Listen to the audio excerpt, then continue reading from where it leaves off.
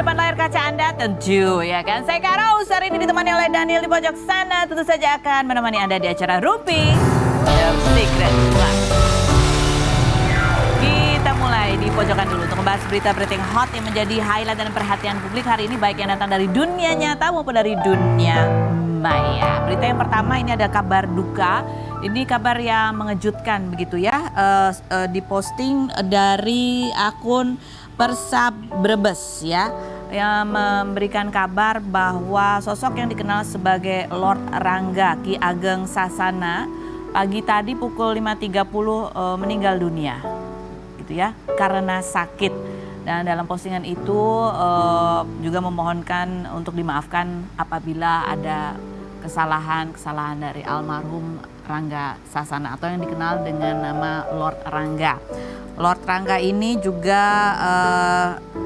adalah manajer dari tim Persatuan Sepak Bola Kabupaten Brebes, begitu ya. Ini ada beberapa juga ungkapan bela sungkawa dari berbagai publik figur yang pernah mewawancarai almarhum Lord Rangga. Seperti misalnya ada Aldi Taher gitu ya. Dia memposting juga cuplikan wawancaranya gitu ya bersama Lord Rangga. Kemudian ada juga Coki Pardede, ada Bobon ya. Bobon ini juga, ini kayaknya baru-baru aja dia ya. Mau wawancara ini juga nih dari Coki Pardede. Ini cukup mengejutkan karena beberapa jam sebelumnya gitu di akun Instagram almarhum itu masih memposting ada story, ada feed juga gitu ya. Story terakhir ini terus ada dengan background lagu ya. Lagu dari ST12 kalau tidak salah ya. Judulnya Biarkan Jatuh Cinta. Nih postingan story terakhir. Postingan feednya juga ada. Nih postingan feednya. Ya tapi di sini memang terlihat almarhum sudah terlihat lebih kurus ya. Gitu ya. Gedung Sate merupakan salah satu ikon dari Bandung yang banyak mencuri perhatian dari wisatawan asing dan domestik, tapi masih banyak yang belum mengetahui fungsi dari gedung sate tersebut. Gitu. Ura untuk Rangga yang agung. Gitu ya. Ini Lord Rangga atau Edi Raharjo atau Rangga Sasana ini viral di tahun 2020 setelah mengaku sebagai sekjen The Heren 17 atau Dewan 17 Sunda Empire, yaitu sebuah perkumpulan yang mengklaim dirinya sebagai kekaisaran matahari dan bumi yang berlokasi di Bandung, Jawa Barat, juga mengklaim bahwa Sunda Empire mampu menyelamatkan bumi dan menghentikan perang nuklir. Gitu. Lord pernah dipenjara selama 1,5 tahun karena dianggap sudah menyebarkan berita bohong yang menyebabkan keonaran, dan kemudian bebas pada bulan April tahun 2021. Dan hari ini di tanggal 7 Desember 2022 menghembuskan nafasnya yang terakhir begitu karena sakit ya. Ada beberapa juga komentar netizen di Twitter begitu ya. Ini karena kehadiran sosoknya begitu ikonik, banyak yang kemudian juga merasa kehilangan sosok yang menjadi pembicaraan beberapa tahun yang lalu. Selamat jalan Lord Rangga, terima kasih sudah menyuguhkan kritik sosial dengan balutan performance gimmick yang cerdas untuk masyarakat yang memang bingung ini. Lanjut berikutnya, tentara New World yang pernah Lord Rangga usulkan kini terkubur bersama jasad di tanah. Terima kasih Lord, tidurlah dengan tenang. Lanjut berikutnya, ini juga ini foto-fotonya ini salah satu bentuk ya, artinya inilah yang dikenang dari almarhum gitu. Kita juga pernah mewawancarai Lord Rangga beberapa saat setelah almarhum dibebaskan dari penjara. Pada saat itu wawancaranya di tanggal 25 Mei 2021. Salah satu statementnya adalah beliau mengatakan jangan menyebut dia halu gitu, karena setiap orang berhak untuk memiliki mimpi. Kita lihat yang berikut. Itu orang bilang halu karena belum tahu. Tapi manusia harus punya impian. Impian itu adalah sebuah cita-cita luhur. Tidak boleh orang manusia hidup tanpa punya impian. Jangan dikatakan halu. Rangga tetap berjuang untuk kemanusiaan. Rangga berjuang untuk bela bangsa, bela negara, dan bela bumi. Rangga juga memperjuangkan untuk perdamaian dunia. Saya kebetulan atas doa restu dari ibunda saya yang saat meninggal saya lagi di penjara. Tapi sebelum meninggal, beliau adalah memberikan satu pesan untuk maju ke Capres 2024. Wow. masih seperti yang dulu, melulumu sampai akhir hidupku. Gitu ya. Kami atas nama keluarga besar Rumpi No Secret turut mengucapkan berbelasungkawa. Semoga keluarga yang ditinggalkan diberikan ketabahan dan segala amal ibadah almarhum diterima oleh Allah Subhanahu wa taala. Kita lanjut berikutnya, berita selanjutnya. Ini kalau tadi mengutip dari Lord Rangga, jangan suka menyebut orang halu karena setiap orang itu berhak memiliki impian. Seperti misalnya impian untuk bisa terus meniti karir di dunia hiburan dan melakukan latihan, promosi, perawatan wajah seperti yang dilakukan oleh Mayang begitu ya. Ini ada postingan juga nih, kemarin kan sudah update tuh Pak Dodi bahwa Mayang habis operasi ya. Sekarang di-update lagi postingan hidungnya Mayang yang setelah operasi begitu ya. Satu hari ini kakak sudah lepas perban dan hasilnya sesuai dengan keinginan kakak, bagus dan natural gitu ya. Oh, terima kasih untuk disebut tuh dokternya ya atas pelayanannya dan kesabarannya untuk melayani keinginan dan permintaan kakak Mayang Luciana gitu ya. Ini dari samping, ada foto dari depan? Oh, foto sebelum ada nggak? Sebelum dan sesudah. Oh iya, memang tidak terlalu banyak berbeda ya. Gitu kan? Maksudnya ya, karena diharapannya adalah sedikit natural ya.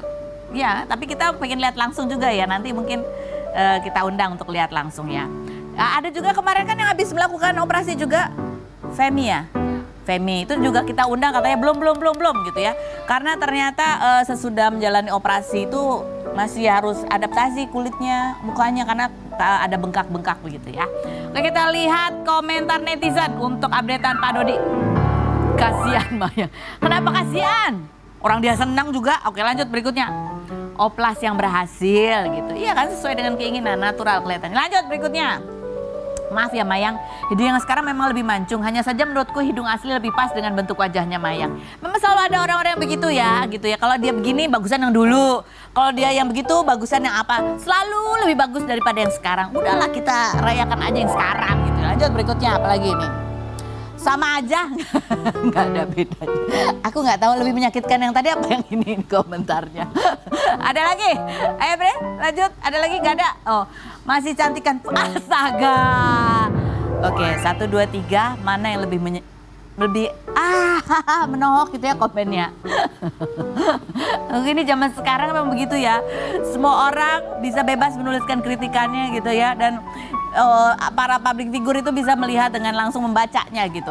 Ini kalau yang dulu, zaman dulu, ini ada satu artis ini yang juga sering menjadi sorotan publik. Banyak sekali dibicarakan gosipnya, Ina Inu.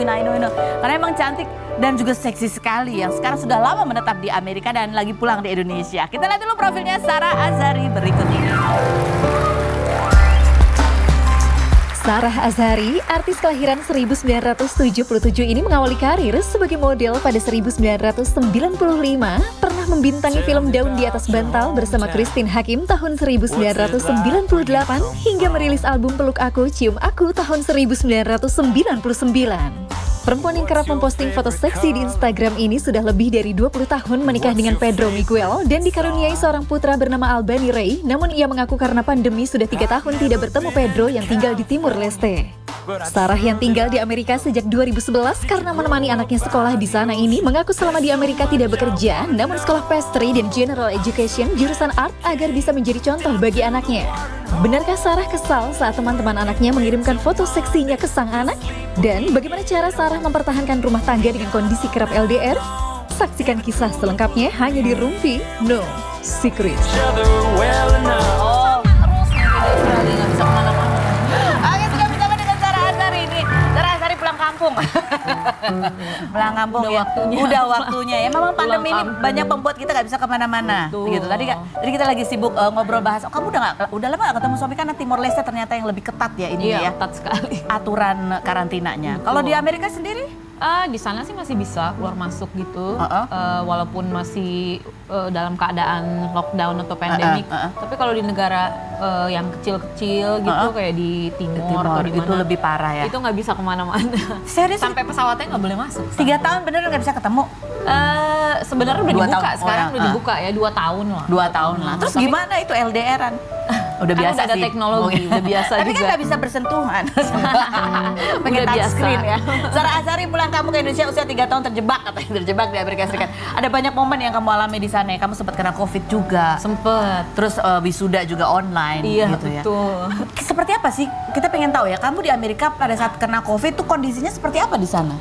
Ya gimana ya, serba shock sih kita sebenarnya, nggak percaya gitu, nggak percaya. Terus tiba-tiba lagi mau sekolah, nggak mungkin lah ada pandemik gitu ya. Tiba-tiba aku memang udah dikasih tahu sama teman, kamu tahu nggak, bapak aku kan dokter, kata dia, katanya bakal ada pandemik dan kita di stop loh. Aku tadi nggak percaya. 2 hari, 3 hari kemudian udah ada pengumuman, tapi masih yang bingung-bingung gitu. Tiba-tiba oke, kita tidak boleh sekolah lagi, nggak boleh apa karena ini pandemik berat katanya.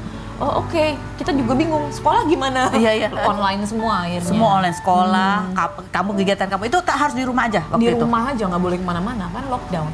Serius kayak gitu, Iya. berapa lama? Berapa bulan itu ya? Berapa bulan? Sama sekali? 2 bulan kan? Terus pada 2 saat bulan nggak bisa kemana-mana karena kita pengen tahu apa yang akan terjadi gitu. Sekolah juga masih tentatif, yang online juga masih bingung, ini gimana gitu. Tapi benarkah bahwa di sana juga ya kan beda kayak sama di Indonesia. Pada saat kamu kena COVID itu di rumah. Oh, jadi Dan gini. kalau swab itu lebih mahal Iya, di sana. mahal sekali waktu Berapa? itu. Jadi kan saya panggil ke rumah kan, kalau di rumah sakit tuh susah banget, mau ke rumah sakitnya aja susah gitu. Jadi aku panggil orang ke rumah mau swab gitu, bayar mahal banget. Mahal tuh berapa? Mahal ya kira-kira berapa ya, 500 plus tip lah gitu. 500 apa? dolar. 500 dolar. Waktu itu awal-awal 500 itu hampir 5 juta. 500 lah. 5 juta berarti ya? Ya segituan lah. Dulu ya ini yang awal-awal ya. Iya. Iya, jadi ya segitu. 3,5, 400, kadang plus tip 4,5 gitu. Jadi kayak gitu. Astaga. Kalau panggil ke rumah ya, kecuali kita mau antri. Kan kalau antri kita takut, belum tentu yang antri-antri itu sehat gitu. Oh, jadi antri aja susah. Jadi sama lah kondisi di setiap negara Sama. gitu ya. Pada saat kamu sakit nih, dirawat di rumah sakit. Itu aku sempat berat sakit Berat. sebenarnya. Aku udah short breath waktu itu, yang udah nafasnya pendek. Terus waktu di X-ray, aku udah ada inflamasi di paru sebenarnya. Tapi aku nggak perlu dirawat di rumah sakit karena aku juga pikir nggak bakal mau aku dirawat di rumah sakit. Akhirnya mereka kasih aku ini kayak apa tuh, Inhaler gitu, 2 kayak buat kortikosteroid dan lain sebagainya. Itu membantu karena aku tuh udah nggak bisa ngomong sebenarnya. Setiap kali aku ngomong kayak gitu. Itu padahal di rumah itu ada siapa di rumah? Ada aku sama Albani aja. Jadi kalian cuma berdua aja? Berdua. Terus gimana itu? Ya, itu yang aku takut tuh, aduh, jangan sampai Albani kena, jangan sampai Albani kena gitu. Karena aku takut gitu, takut dia kenapa-napa gitu. Akunya sakit, dianya sakit. Jadi yang masak makanan, ngerawat Nggak kamu? ada. Paling kakak bawain makanan dari luar. taruh Ada di depan. teman baik banget. Itu datang ke rumah bawa makanan karena kan emang nggak bisa ngapa-ngapain. Berapa lama itu kamu? 1 bulan sakit. 1 bulan. Sempat ada kepanikan gitu nggak sih? Karena parah kan, cukup parah nggak bisa nafas. Iya, itu dia. Waktu itu juga aku takutnya dapat kabar ada teman baik aku yang baru yang Happy New Year gitu ya. Tiba-tiba udah lewat. Berapa hari kemudian, meninggal. Hah? Dan aku waktu itu lagi sakit, juga. Iya, jadi tiba tambah drop. Tambah drop. Iya. Serem ya? Serem sih. Serem. Mana jadi cuma berduaan itu doang. Berduaan ya. Pasti rasanya melo gitu nggak sih? Aduh, jauh dari keluarga. Awal-awal ya kayak gitu, kayak panik sih. Karena kan kita nggak tahu penyakit ini gimana gitu, bisa sembuh apa enggak nih. Gitu, tapi akhirnya alhamdulillah bisa sembuh. Tapi di sana nggak harus gitu ya, begitu masuk kan ada tuh yang langsung karantina, udah nggak boleh keluar lagi gitu. Oh enggak sampai begitu. Nggak sampai segitu ya? Yang kita harus kalau baru masuk ke sini kayak dari pesawat keluar harus ada di ini enggak begitu di Nggak sini. begitu ya. Tapi kondisi sesudah pandemi di Amerika tuh seperti apa sih? Alhamdulillah sih biasa-biasa aja. Aku kayaknya waktu itu pernah posting deh di YouTube aku gitu. Aku kasih lihat semuanya. Waktu itu kan lagi ada abis pandemik, ada riot lah apalah gitu ya. Banyak orang Jadi, demo gitu. Iya, Seperti itu memang kondisinya. Tapi sekarang udah enggak, udah normal. Udah normal, makanya udah bisa datang ke sini gitu ya. Mudah-mudahan normal terus. Oke, ini ada artikel nih. Ini kalau memang kalau bikin artikel kalau nggak judulnya bombastis kan nggak seru ya. Ngaku ketemu suami 3 adik. Artikelnya, ngaku ketemu suami 3 tahun oleh Sarah Azhari bongkar aib pernikahan dengan apa tuh? Dengan dia bilang katanya aibnya gini. Kita udah mulai cuek. Kalimatnya gitu. Aduh. Cuek ini dalam arti apa? Gimana ya? Karena gini, ini ada nih juga nih pada saat ulang tahun ya, Iya. ulang tahun kamu, dia ucapin selamat ulang tahun, kamu nggak bales. Oh, aku nggak bales ah. Lupa Aku kali kamu. bales. Kamu ke-skip kali ini ucapannya. Nggak tahu, ini punya dia beneran asli. Kayaknya punya. Ini akunnya Akunnya kalau dia nggak dibales nggak mungkin deh. Nggak mungkin. Mungkin di WhatsApp dibales ya, kalau di Instagram nggak ya? Iya. Nggak ada Instagramnya juga. Oh, dia nggak ada. Nggak ada nih palsu. Oh, ini palsu. Dia nggak punya Instagram. Kayaknya nggak ada. Nggak punya. Kayaknya nggak ada. Nggak ada, Oh, nggak ada. gitu. Makanya nggak dibales. Aku pikir enggak. Dia nggak punya Instagram memang. Well, online news memang kadang-kadang suka clickbait gitu kan. Kita jawab, makanya aku tuh paling males kalau ditanya-tanya gimana keluarganya, gimana sama suaminya. Karena nanti melebar kemana-mana, dia ngarang sendiri ceritanya begitu. Makanya aku males kadang-kadang ngomong. Dia suka mengagetkan gitu ya, Iya, headline-nya ya. apaan lagi Dan itu ini? kamu udah menjalani begitu tuh dalam kehidupan berkarir kamu dari sejak umur belasan tahun. Betul. Termasuk ini ya. Ini kalau anak kamu baca gitu suka kaget-kaget nggak sih? Nggak peduli sih Dia nggak sebenarnya. peduli. Tapi kalau suami kamu masih suka kaget-kaget nggak? Ya dia kan juga dulu dari Dia dunia hiburan nggak juga. peduli juga. Dia nggak peduli juga. Cuman kadang-kadang apaan lagi ini. Tapi kalau dengan kamu nih, ini kan berdasarkan ini kamu bilang mulai cuek tuh cuek dalam hal apa sih misalnya? Maksudnya cuek tuh Sebenarnya nggak cuek, cuman aku kadang-kadang ini aja ya nggak apa ya, nggak comfortable gitu kalau sharing ini gitu, sharing perasaan di tempat publik gitu, kayak di TV atau gimana gitu. Itu Nggak- masalahnya. Iya, nggak comfy aja. Oh, jadi ya itu private karena kamu Iya, mungkin private. orangnya lebih introvert gitu kali ya. Bisa dibilang seperti itu. Oke, kita pernah apa nih? Oh iya. Ini pernah nih kita juga salah satu. Kita pernah ngundang kamu dulu ya waktu kamu pulang ke Indonesia itu kayak sebelum pandemi ya, waktu di Bandung. Kita minta deskripsikan keluarga kamu masing-masing nih, siapa yang ini, siapa yang itu, siapa yang ini. Ini salah satunya, coba kita lihat. Yang berikut ada tayangannya? Ya, berikut. Yang banyak kasih nasihat sih Ayu sama Tia. Oh enggak, sebenarnya Lukman yang suka kasih nasihat sekarang. Padahal Iya. dia muda ya. Iya. Apa nasihat dari Lukman apa sih? Dia kan penasehat hukum tuh. Oh, jadi nasihatnya nasihat hukum ya? Dan dia orangnya bijaksana juga gitu ya, walaupun dia masih lebih muda daripada saya, tapi dia banyak menasehati. Oh gitu. Tapi kalau misalkan wise gitu hidupnya udah Wise, hidupnya udah ini. Ayu, Tia, rata-rata Ayu udah dan ya, Tia, Ayu ya. dan Tia. ini kan kalian 7 bersaudara ya. Kan, oh 8 ya. Kan sempat ngobrol-ngobrol. Kamu sempat ngomong gitu ya, kayaknya Lukman tuh yang paling wise, kayak paling tenang gitu hidupnya.